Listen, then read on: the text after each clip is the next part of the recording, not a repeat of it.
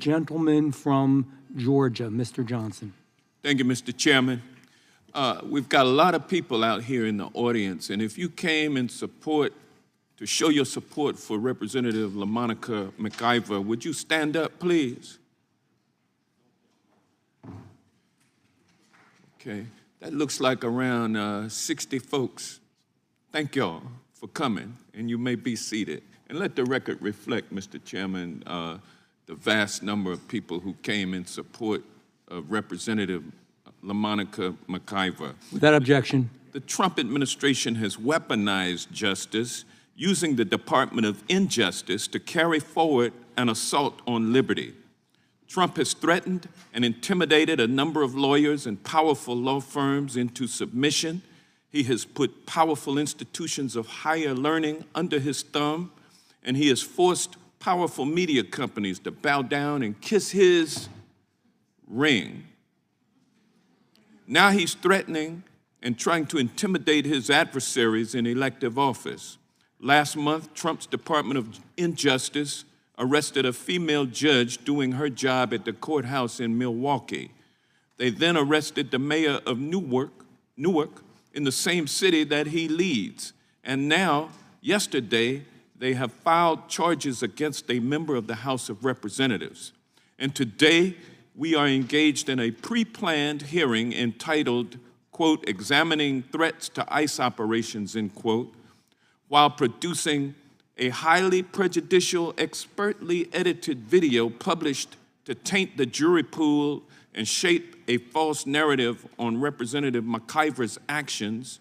MAGA Republicans are using this hearing to justify the charges against her. And in support of the charges, they publish more video that demonizes people being held in private, for-profit ICE detention facilities. What is really happening is that Trump and his MAGA enablers are misusing their positions of power to prosecute people who refuse to lay down and get run over as they assault our liberties.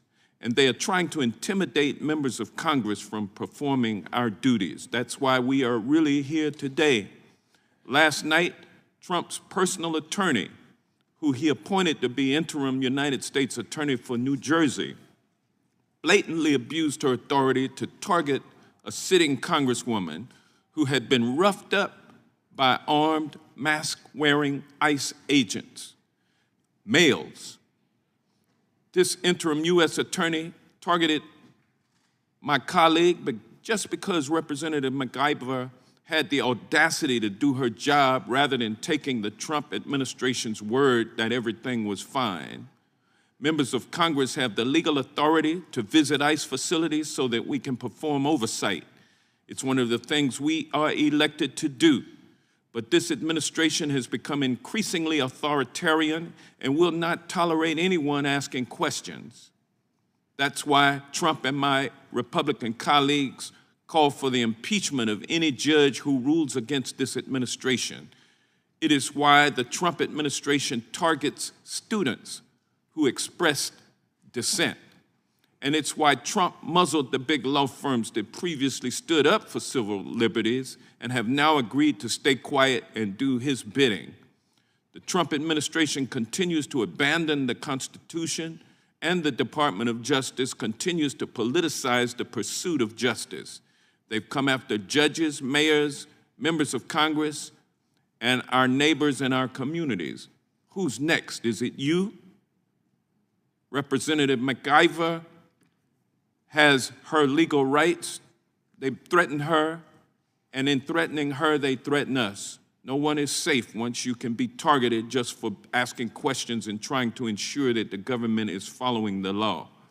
Now, Mr. Hauser, right now our MAGA Republicans are trying to pass a massive spending bill that would increase the national debt by $3.3 trillion and give ICE a staggering $73 billion to build more private, for-profit detention facilities. Can you please explain how this massive cash infusion, and especially the $45 billion expansion of immigration detention, is neither wise, strategic, or safe?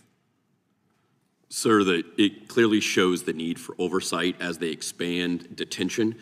You're going to outsize the need of what ICE actually needs operationally.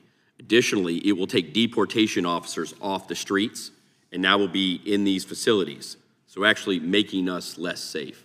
Additionally, the idea that you're going to detain 100 to 150,000 people and spend $45 billion or $70 billion to do it, if you took that same money and just put it to fix the broken immigration system now, you could hire thousands of individuals that could be adjudicating cases, immigration judges, resettlement services.